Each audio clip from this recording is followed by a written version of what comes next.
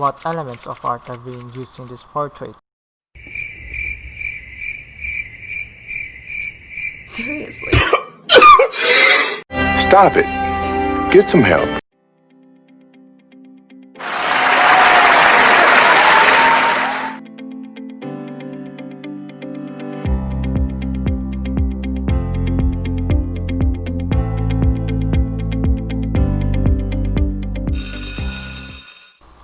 From this artwork of Leonardo da Vinci, what variations of line are present?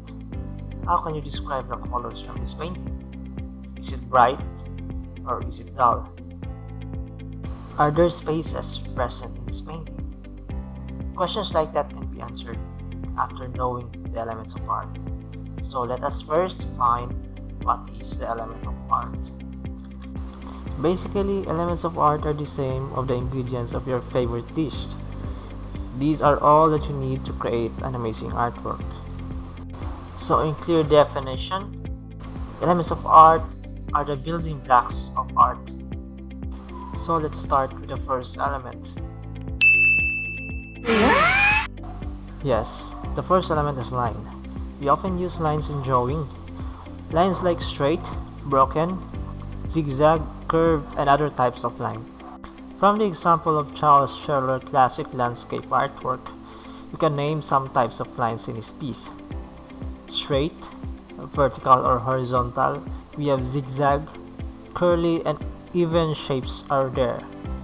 So let's proceed to the second element, which is value. Pag di ka binigyan ng value, magpaubaya ka na.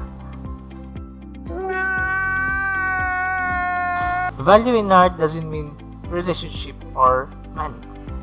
Value is the relative lightness or darkness of something. How light or how dark your artwork or part of your artwork will be.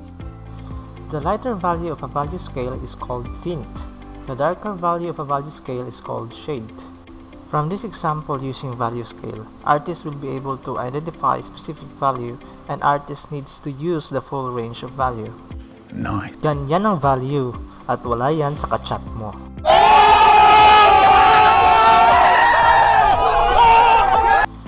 The third element is color. Color is seen by light reflecting off an object. We will talk about how intense the artwork will be. If it is bright, then it is saturated. If it is dull, then it is desaturated. Let us look at again the example of Isaac Newton, Spring in Italy. The foreground is vivid pinks, greens, and blues. And as the colors get into the distance, like the background, the colors get weaker and less saturated. That means colors get duller if it is too far. For George Henry River Landscape by Moonlight, colors are muted or desaturated, but George Henry used vivid orange to let audience focus more on the focal point. If you use more saturated colors in your artwork, it will compete for attention and audience will create confusion to where is your focal point. Always remember, huwag kang makipag-compete sa feelings ng iba. Magpaubaya ka. Pinapaubaya.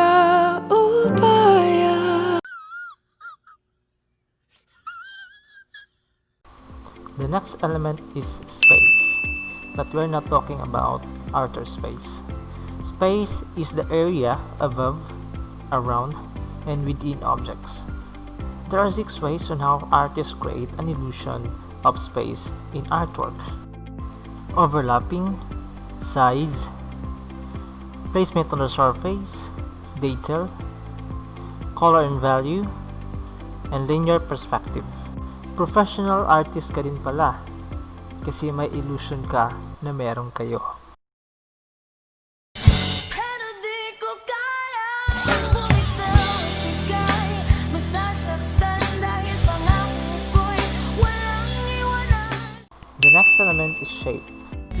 Here's your shapes I got just for you. Shape in art is a close contour or defined area. It is two-dimensional, meaning it has length and width. 2 categories. We have geometric shapes and organic shapes. Geometric shapes are easy to recognize and have specific names.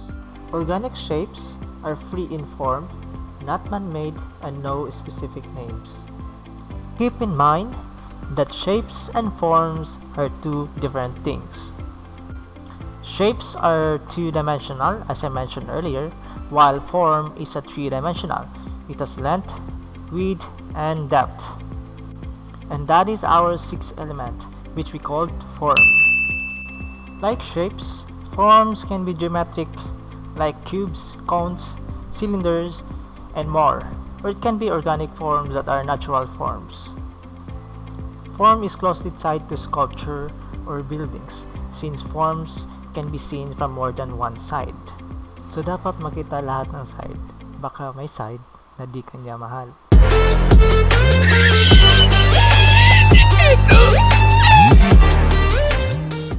Last element of art is texture.